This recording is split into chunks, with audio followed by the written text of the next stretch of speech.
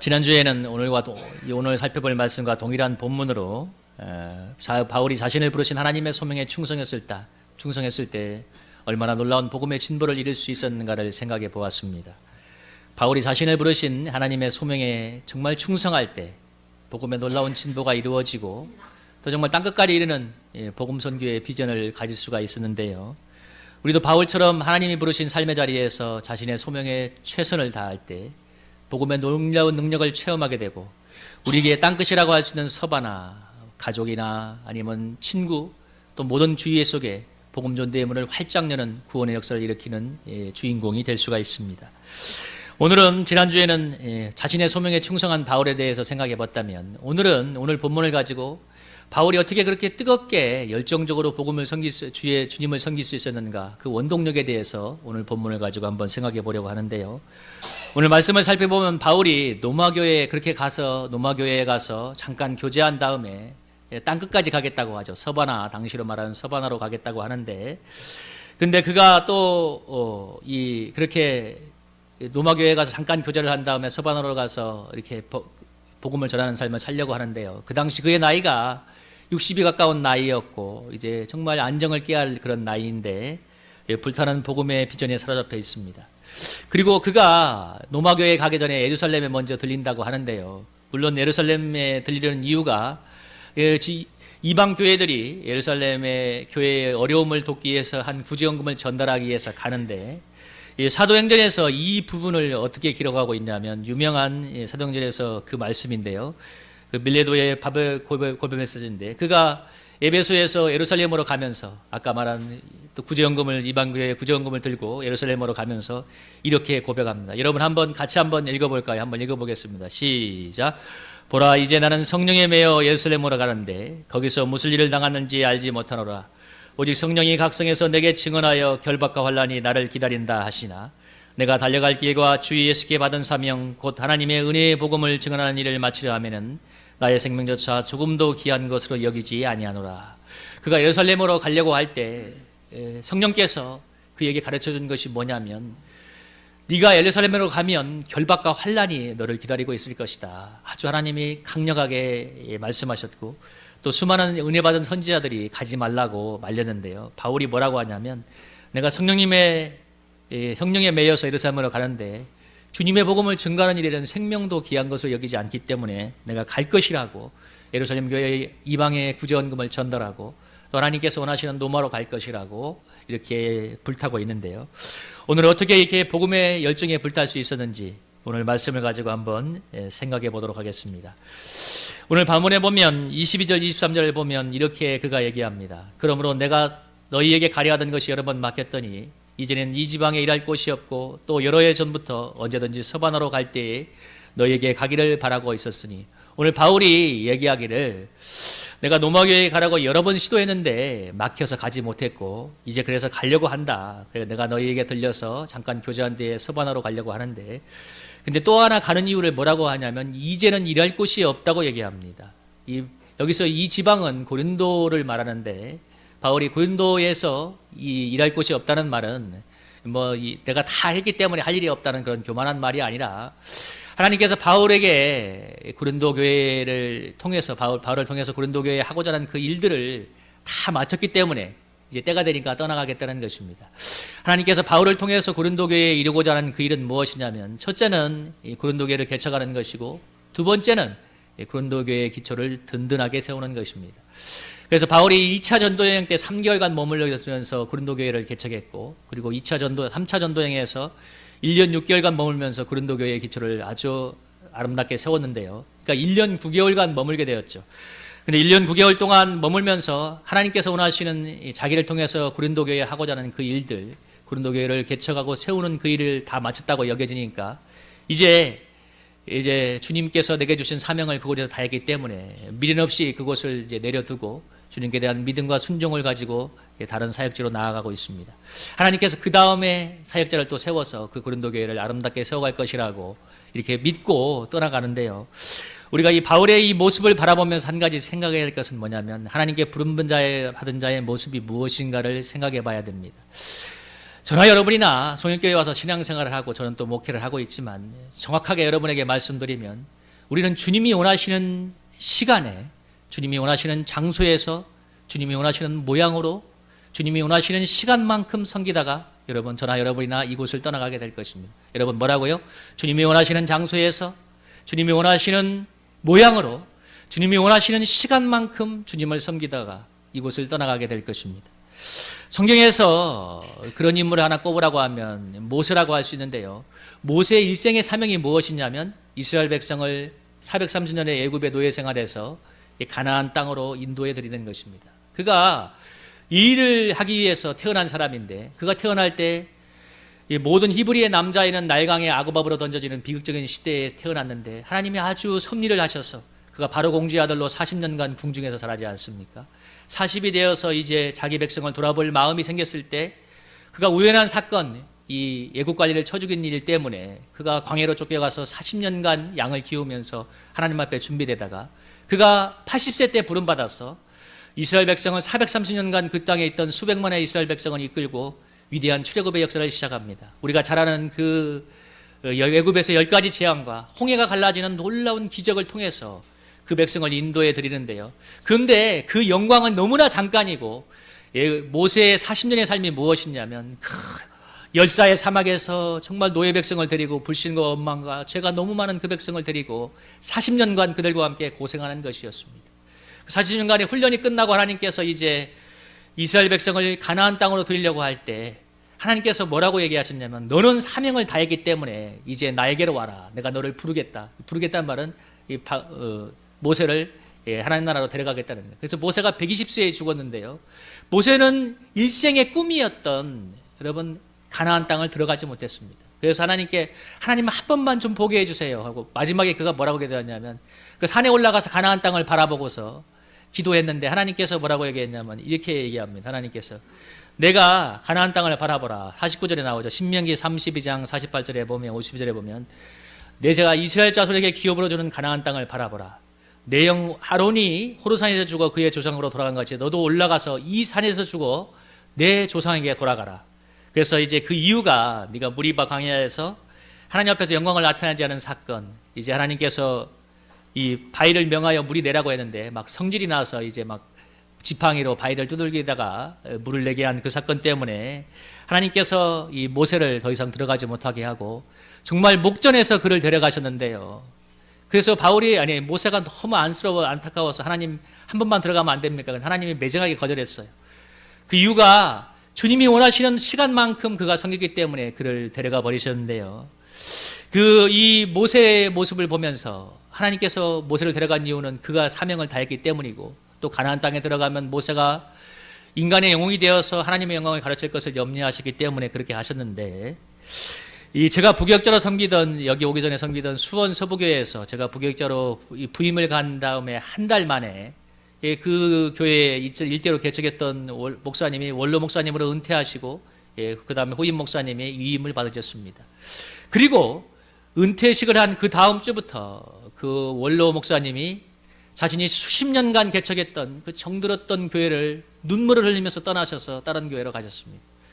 얼마나 그분이 고생하셨는가. 37년간 개척하셨는데 그래서 정말 큰 교회를 만들었는데 정말 많은 고생을 했어요. 자기의 피와 땀과 모든 것을 바쳐서 했지만 눈물을 흘리면서 그곳을 떠나갔습니다. 이유는 자신이 있으면 후임자를 통해서 이루어질 하나님의 일에 방해가 되기 때문에 그곳을 눈물을 흘리면서 떠나갔습니다. 저는 그것을 보면서 부름받은 자의 모습이 무엇인가를 생각해 보았습니다. 그가 얼마나 그 교회가 그립겠어요. 정이 들었겠어요. 그러나 때가 되니까 미련 없이 가는 거예요. 여러분 교회는 어느 한 사람에 의해서 이루어지거나 세워지는 게 아닙니다. 목사 한 사람도 아니고 어느 특정한 성도에 의해서도 세워지지 않습니다. 여러분 주님의 교회는 주님이 책임지는 것을 믿으시길 바랍니다. 주님의 교회는 주님이 책임집니다. 이것을 믿을 때 우리가 주님의 손에 겸손하게 붙들려서 주님의 교회를 섬기는 익명의 봉사자가 될 수 있습니다. 여러분 이 땅에 수많은 교회들이 교회를 개척한 목사님들과 그리고 또 목사님과 함께 피땀 흘려 헌신했던 수많은 성도들의 눈물의 헌신으로 인해서 세워졌습니다. 그런데 오늘 이 시간 이 땅의 수많은 교회들이 그 교회를 개척해서 세웠던 목사님들과 그리고 피땀 흘려 헌신했던 성도들 때문에 망가지고 있는 것도 사실입니다. 여러분 한번 보세요. 그 교회가 정말 아름답게 엄청나게 커졌지만 그 개척했던 목사님이 은퇴할 때까지 온갖 특혜와 건설을 누리다가 여러분 자녀들에게까지 교회를 물려주겠다고 해서 여러분 얼마나 많은 성도들이 시험을 받고 떠나가는지 모릅니다. 근데 여러분 목사만 그런 게 아니라 성도들도 마찬가지예요. 통계를 보면 여러분 교회에서 사실 핵심적으로 봉사하는 사람이 딱 10%라고 합니다. 10명이면 1명이라는 거죠. 20명이면 2명이겠죠. 그러니까 정말 소수의 사람들이 헌신을 해요. 다시 말하면 뭐냐면 그 사람들이 성가대, 식당 봉사 다 열심히 하고 헌금도 많이 하고 또 그런 이 땅의 교회들이 그런 성도들의 수십 년간에 걸친 눈물의 헌신으로 지켜지고 세워졌는데 문제는 그런 성도들 때문에 교회가 또 망가집니다. 왜? 내가 교회를 지키고 세웠다는 그 자기와 교만 때문에 다른 사람을 판단하고 정죄해서 성령의 역사를 가로막는 걸림돌이 돼요. 그래서 여러분 하나님의 교회를 위해서 섬긴 것은 너무나 아름다운 것이긴 하지만 우리가 정말 이것이 주님의 은혜라는 겸손의 옷을 입을 때 그때 여러분 우리의 헌신은 교만이 되지 않고 아름다운 하나님께 드리는 제물이 되며 하나님과 사람에게 은혜를 끼치게 됩니다. 우리가 무엇보다 깨달아야 되는 것은 뭐냐면 목사도 마찬가지고 성도도 마찬가지고 내가 수십 년간 교회를 섬겼다고 해도 그것이 교회를 세우는 전부가 아니라 일부였다는 사실을 기억해야 됩니다. 왜냐하면 교회는 어느 한 사람에 의해서 세워지는 것이 결코 아니기 때문입니다. 여러분 제가 앞에 있는 새가 이 몸이라는 게 얼굴만 있다고 몸이 되나요? 손과 발이 있고 오장육부가 있어야 되는 것처럼 여기 우리 성일교회도 수명 남짓한 사람들이 다 함께 교회를 세워가는 것이 어느 한 사람에 의해서 세워지는 게 아닙니다. 그래서 내가 교회를 아무리 헌신하고 애를 썼다고 해도 그것이 전부가 아니라 일부였다는 사실을 여러분 깊이 기억해야 됩니다. 그것을 깨달을 때 우리가 겸손의 옷을 입을 수 있는데요. 내가 수십 년간 교회를 섬겼어도 내가 섬겼던 것이 전부가 아니라 교회를 세우는 정말 작은 일부, 하나님의 은혜의 일부였음을 깨달을 때 우리는 겸손한 익명의 봉사자로 주님을 섬길 수가 있습니다.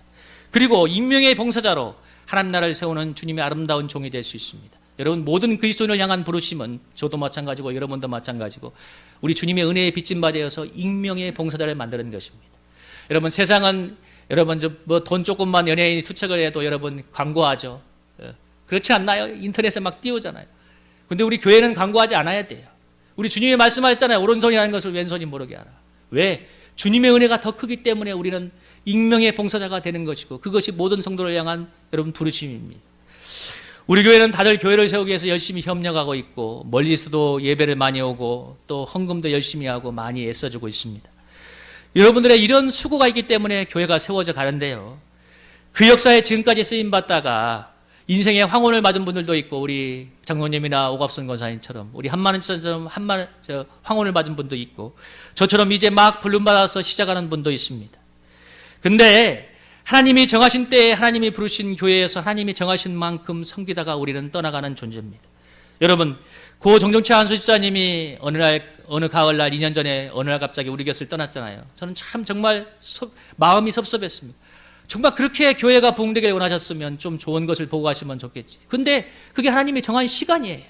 그러니까 인간적으로는 섭섭하고 섭섭했지만 그게 우리를 부르신 하나님의 사명이기 때문에 그만큼만 우리가 섬기고 가는 것입니다. 여러분 주님이 원하시는 곳에서 주님이 원하시는 모양으로 주님이 원하시는 만큼 충성을 다해 여러분 주님을 섬기는 저와 여러분이 되기를 축복합니다. 주님이 원하시는 자리에서 주님이 원하시는 모양으로 있어야 돼요. 내가 원하는 자리가 아니라 주님이 원하시는 자리에 가 있어야 돼요. 오직 주님의 은혜에 감사해서 이름도 없이 빛도 없이 섬기는 주님의 사람, 그리고 정말 주님께만 영광 돌리고 살아가는 존재, 그게 바로 그 모든 봉사를 향한 그리스도의 부르심입니다. 이 세례 요한이 등장했을 때 이스라엘사에서 정말 엄청난 인기를 끌었습니다. 예수님보다 6개월 전에 등장했던 그가 그래서 엘리야의 부활이다 하고 심지어 메시아란 말까지 들었는데, 근데 그가 세례 요한의 최후는 무엇이었냐면 옥중에서 감옥에 있다가 이 헤롯 대왕의 부정한 일을 지적했다가 옥중에서 있다가 나중에 목배임을 당해서 순교를 했죠. 그가 옥중에서 했던 유명한 말이 있습니다. 나는 그리스도가 아니라 그의 앞에 보내심을 받은 자다. 그래서 신부를 취하는 자는 신랑이지만 그 친구가 기뻐하는 것처럼 그 친구의 기쁨처럼 나는 기쁨이 충만하다. 그러면서 뭐라고 하냐면 그는 흥하여야겠고 나는 쇠하여야 하리라. 여러분 우리가 오직 주님의 교회를 세우고 주님의 영광을 위해서 여러분 우리가 죽도록 충성하며 쓰임받다가 여러분 이 세례 요한처럼 주님을 위하여 우리가 주님께 영광만 돌리고 가질 때, 우리가 사라져갈 때 하나님 정말 하나님 나라의 영광이 되는 것입니다. 우리가 이렇게 일생 주님의 앞에서 익명의 봉사자가 되어서 섬길 수 있는 비결이 무엇일까요? 사실 저는 평신도를 볼 때마다 마음이 아픔이 있습니다. 뭐냐면 제가 3년 전인가 저 수원서북의 청년부에서 단기 선교를 갔는데 그 팀장이 그런 말을 했어요. 정말 애를 많이 쓰거든요, 팀장이. 근데 그런 말을 지나가는 말처럼 저에게 하더라고요. 목사님, 어쩌면 목사님에게는 무엇인가 남는 게 있겠지만 저에게는 무엇이 남죠? 이런 말을 툭 던졌는데 그게 사실이었어요. 왜냐하면 목사는 교회가 잘 되거나 무엇이 잘 되면 목사에게는 뭔가 돌아오는 것 같은 영광 같은 거라도 있지만 사실 그 섬겼던 사람들에게는 가시적인 유익이 별로 없거든요. 근데 그 말이 너무나 마음에 맞는데 맞습니다.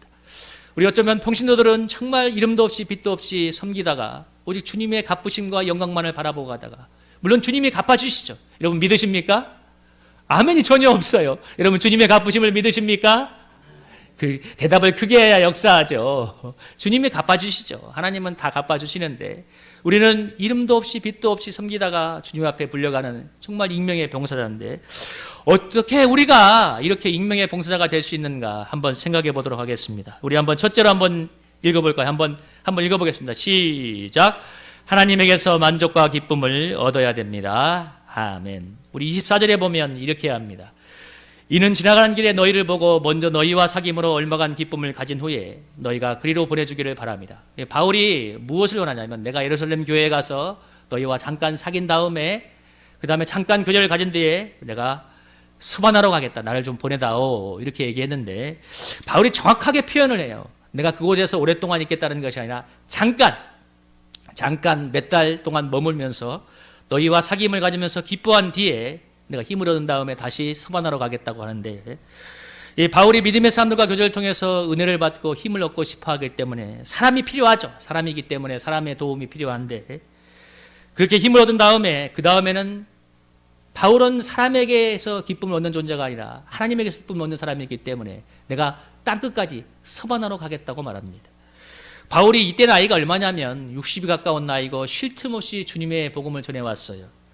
바울이 이처럼 쉬지 않고 복음을 위해서 달리고 또 달리는 인생이 될 때 그가 이렇게 될 수 있었던 이유는 그 수많은 고난 가운데서 그렇게 될 수 있었던 이유는 정확하게 말하면 사람에게서 만족을 찾는 것이 아니라 하나님에게서 기쁨과 만족을 얻었기 때문에 그 수많은 어려움을 이기고 힘차게 믿음으로 복음의 역사를 감당할 수 있었습니다.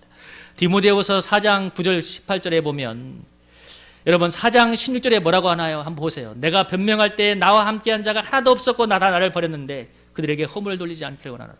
그러니까 바울 9절부터 15절의 내용이 뭐냐면 바울과 함께했던 수많은 동역자들이 그를 배신한 내용입니다. 다 나를 버리고 떠나갔어요.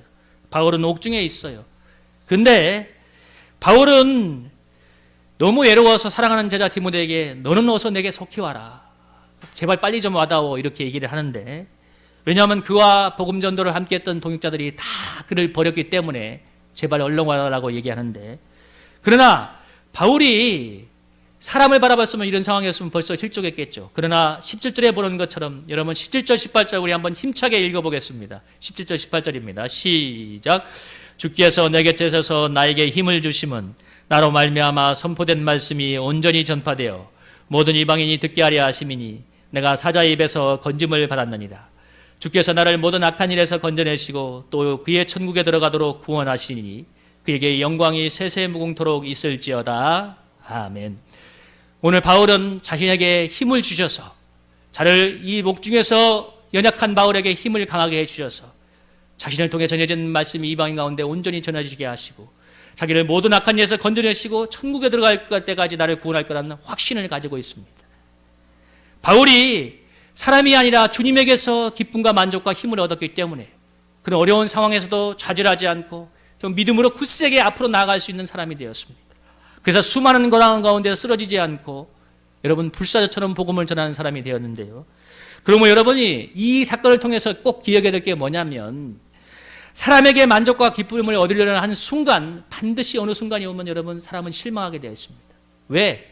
사람은 누구나 약점을 가지고 있기 때문입니다. 사람에겐 장점이 있으면 사람은 약점이 있어요. 그건 부부도 마찬가지예요. 어느 하나가 좋으면 어느 하나가 안 좋은 게 사람입니다. 빛이 있으면 어둠이 있는 것이 사람이고 그래서 우리가 꼭 기억해야 될 것은 뭐냐면 우리가 사람에게서 가장 가까운 사람일지라도 어느 정도의 만족은 얻을 수 있을지 몰라도 그 다음은 내가 주님으로 인해서 만족을 얻고 사랑으로 섬겨야 된다는 사실을 기억해야 됩니다. 그래야 상처와 실망을 넘어서 사랑으로 섬기는 아름다운 동역의 관계가 이루어질 수 있습니다. 그것은 가장 가까운 부부부터 시작해서 모든 인간관계에 동일하게 적용됩니다. 여러분, 사람이 너무 친해지려고 하면, 너무 가까워지려고 하면, 너무 만족을 얻으려고 하면 실망하게 돼 있어요. 그래서 오히려 좋았던 관계가 더 진전이 되는 관계가 될 수 있어요. 우리가 그렇게 되려면 정말 사람에게서 만족을 얻지 않고 하나님에게서 만족을 얻는 영적인 자세가 필요합니다. 여러분, 이 시간 한번 보세요. 여러분을 정말 힘들게 하는 게 무엇입니까? 아주 답은 단순해요. 사람과 환경이 나를 힘들게 해요. 그죠? 사람과 환경이 나를 힘들게 합니까? 여러분, 옆에 있는 배우자가 나를 힘들게 합니까? 내 인생의 고난이 나를 지금 힘들게 합니까? 여러분, 주님을 바라보고 주님에게서 만족과 힘을 얻으시기를 주의 이름으로 축복합니다. 주님을 바라보고 주님에게서 만족과 힘을 얻는다면 여러분, 바울처럼 불사조처럼 일어나서 믿음의 힘찬 삶을 살아가게 될 줄로 믿습니다. 26절, 27절에서 뭐라고 얘기하냐면, 로마서 26절, 27절에서 이렇게 얘기하죠. 로마서 26절, 27절에서 바울이 뭐라고 합니까? 이는 마게도냐와 아가 사람들이 예루살렘 성도 중 가난한 자들 위하여 기쁘게 얼마를 연보하였습니다.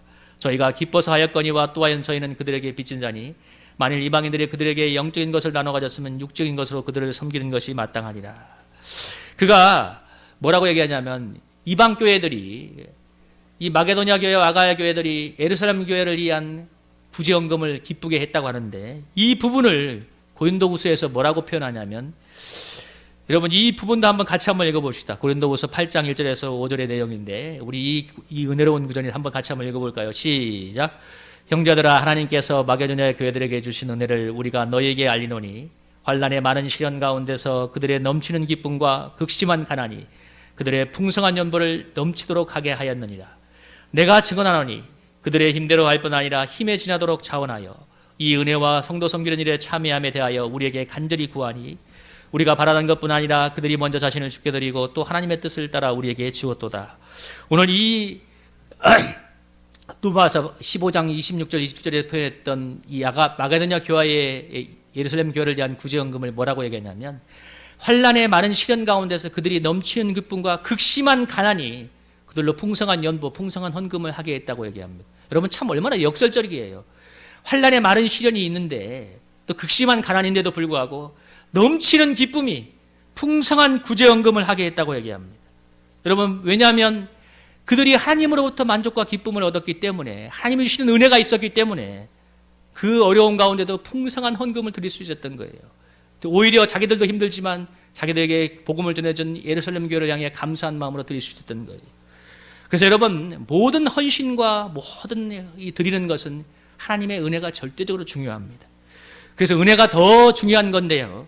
그래서 모든 봉사와 어떤 헌신보다, 어떤 헌금보다도 더 중요한 것이 뭐냐면, 하나님과의 인격적이고 친밀한 관계성 속에서 여러분, 주님이 주시는 은혜가 충만해지는 삶입니다. 여러분, 뭐라고요? 하나님과의 인격적인 관계성 속에서 주님과 인격적으로 친밀해지는 삶이 무엇보다도 중요합니다.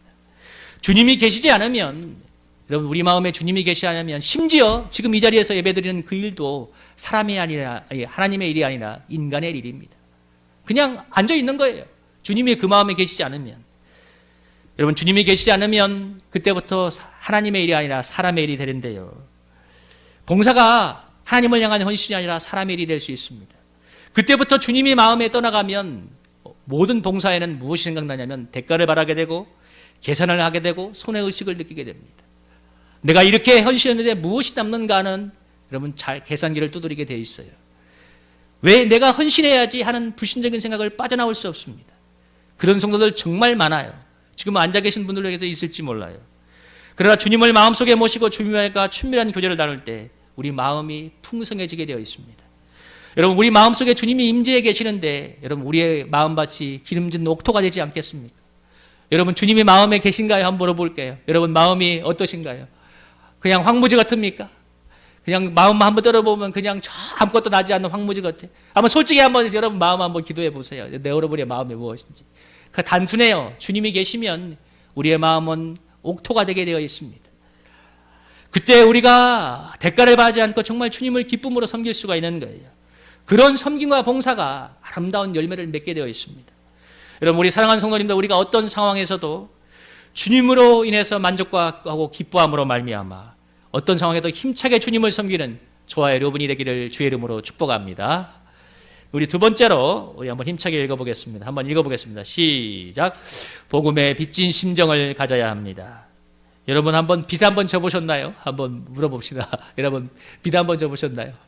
저도 빚도 한번 져봤는데, 여러분은 빚 한번 져보셨어요? 빚을 한번 져보시면 이 말이 무엇인가 잘 알 것입니다.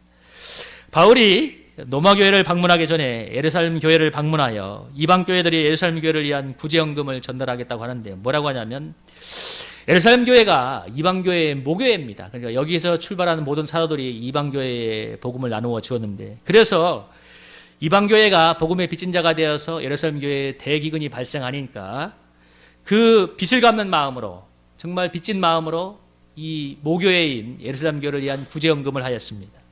그것을 뭐라고 하냐면 27절에 여러분 같이 한번 읽어봐요. 27절 같이 한번 읽어보겠습니다. 시작.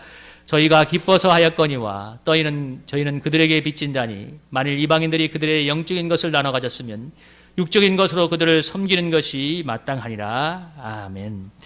바울은 이방 교회가 예루살렘 교회에 진 복음의 빚을 물질로 갚는 것이, 섬기는 것이 마땅하다고 얘기하고 있습니다. 이방 교회가 예루살렘을 통해서 복음의 은혜를 받은 그것을 이렇게 구체적인 구제연금과 구체적인 사랑의 표현으로 섬기는 것이 마땅한 것이라고 얘기하는데요. 왜? 복음의 빚진 자이기 때문에 그런 거예요. 여러분, 우리가 받은 복음은 결코 값을 매길 수 없지만 너무나 값진 것이지만, 그래서 복음을 결코 이 돈으로 환산할 수 없는 것입니다. 그런데 신앙은 물질을 초월하는 것이지만, 그러나 우리가 복음의 빚진 자가 되어서 섬길 때는 여러분, 구체적인 섬김은 사실 물질로 나타나게 되어 있습니다. 교회를 섬기는 것도, 또 나에게 정말 사랑을 베풀었던 사람을 섬기는 것도 물질로 나타나게 되어 있는데요. 그런데 물질만큼 시험에 들기 쉬운 것도 없어요.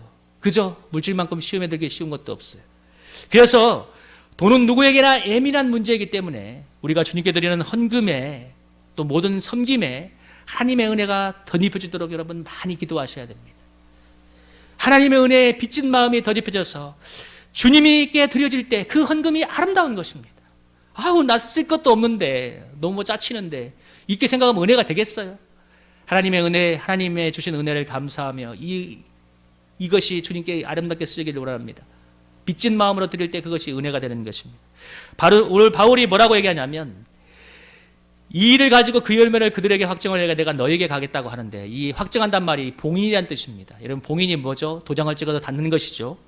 그래서 예루살렘 교회, 이방 교회의 그 복음에 빚진 마음, 사랑의 빛을 구제연금으로 드릴 때 그 사랑을 봉인하겠다는 거예요. 다시 말하면 예루살렘 교회도 이방 교회의 그 사랑의 빛을 받았기 때문에 너희들도 그렇게 사랑의 빚진 심정을 가지고 섬기라는 의미입니다. 그래서 서로 사랑의 빚진 심정이 되어서 섬기라는 것입니다. 바울이 이런 의도를 가지고 예루살렘 교회를 방문하고 있는데요. 여러분, 우리의 섬김과 봉사가 여러분 빚진 심정으로 이루어진다면 정말 은혜가 되는 것입니다. 여러분, 뭐라고요? 빚진 심정으로 이루어진다면. 여러분, 제가 빚을 졌냐고 물어봤는데, 여러분, 빚진 사람이 빚을 갚을 때 채무자에게 야, 내가 안 갚아도 되는데 갚는다, 이렇게 안 하죠. 마땅히 이자까지 쳐서 갚죠. 그죠? 왜? 내가 돈을 빌렸기 때문에. 그 누구도 이의를 달거나 교만하지 않습니다. 빚은 마땅히 갚는 것입니다. 오늘 바울의 표현이 뭐냐면, 우리의 모든 봉사와 헌신, 그 어떤 헌신과 봉사도 주님의 빛이, 복음의 빚진 바가 되어서 하는 것이기 때문에 마땅하고 당연한 것이라고 얘기합니다. 여러분, 무엇이라고요? 우리의 모든 헌신과 봉사는 주님의 빚진 복음의 빚을 진 것을 때문에 그것을 갚는 것이고 감사한 마음으로 하는 것이기 때문에 마땅하고 당연한 것입니다. 내가 정말 시간도 아깝고 돈도 아까워서 드리는 게 결코 아니에요. 마땅히 당연히 빚진 것을 갚는 마음으로 하는 것입니다. 그러므로 우리가 주님의 교회를 위해서 봉사할 때, 섬기려 할 때 복음에 빚진 마음이 임하도록 기도해야 됩니다. 여러분, 무엇이라고요? 복음에 빚진 마음이 임하도록. 내가 주님께 드리는 것이 아니라 복음에 빚진 마음이 임해서, 그럴 때 우리의 봉사와 헌신이 아름답게 이루어져 가는 것입니다. 이렇게 우리가 복음에 빚진 자가 되어서 교회와 형제를 섬길 때 28절의 내용처럼, 29절의 내용처럼 그리스도의 충만한 복을 가지고 나아갈 수가 있습니다. 이런 내가 너희에게 나갈 때 그리스도의 충만한 복을 가지고 나아가노라. 예루살렘 교회에서 구제헌금을 통해서 이 복음에 빚진 것을 갚고 그 아름다운 열매를 확정한 다음에 나아갈 때 내가 노마교회에 그리스도의 충만한 복을 전할 것이라고 얘기하는데요. 우리가 복음에 빚진 바 되어서 여러분 이걸 적용할 때 어떻게 적용하면 되냐면 내가 복음에 빚진 심정에 대해서 정말 아름답게 섬길 때 그때 나의 주위의 사람들에게 그리스도의 충만한 복을 나누어주는 사람이 됩니다. 나는 우리 사랑하는 성도님들이 복음에 빚진 바 되어서 그리스도의 섬김으로 그리스도의 이 아름다운 충만한 복을 나누어주는 축복의 통로가 되기를 축복합니다. 저를 전도했던 분이 28개월 동안 내내 제가 몇 번 얘기했죠. 저를 위해서 기도하며 한 주도 빠짐없이 편지와 강의안을 보내주었습니다. 그런 수고가 있으니까 저처럼 복음에 먼 사람이 예수님을 만났는데 그러니까 제가 지금도 복음에 빚진 마음이 있어요. 왜? 그때 그분이 그게 아니었으면 내가 무엇이라고 내가 교회 안 나온다고 무슨 필요가 있어요? 내가 왜 신앙생활 안 한다고 애태울 필요가 있어? 근데 아무 관계도 없는 그 사람이 저의 영혼 구원을 위해서 그렇게 애썼기 때문에 제가 지금까지도 복음에 빚진 바 되어서 섬겼고 또 그럴 때 부족한 저를 통해서도 그동안 구원의 역사가 나타났습니다. 저는 사실 성일교회를 부름받았을 때 주님과 우리 성일교회 성도들에게 복음에 빚진 자죠. 그래서 제가 이곳에서 주님께서 섬기라고 한 그 시간만큼 최선을 다해서 열과성을 다해 섬길 것입니다. 그럴 때 저는 확신하건대 주님께서 아름다운 열매를 거두게 할 거라고 믿습니다. 제가 그리스도의 충만한 복을 우리 성일교회 성도들과 그리고 이곳을 통해 예수님을 만나는 사람들에게 전하는 축복의 통로가 될 것입니다. 우리 성도님들이 복음의 빚진 자가 되어서 여러분 주님 나라를 위해서 쓰임받으며 그리스도의 충만한 복을 나누어 주기를 축복합니다. 지금까지 여러분 한번 솔직히 저와 여러분의 한번 삶을 돌아보세요. 내가 이 자리에 있다는 것은 누군가가 나를 위해서 간절하게 기도하고 애썼다는 것입니다. 나의 구원을 위해서 애쓰고 수고한 사람이 있으니까 여러분 있는 거예요. 제가 실명을 거론해서 죄송하지만 저는 정덕수 우리 성도님을 볼 때마다 저 우리 오갑순 권사님과 그리고 지금은 소천한 정동채 안소집사님의 일생의 수고의 열매란 생각을 합니다.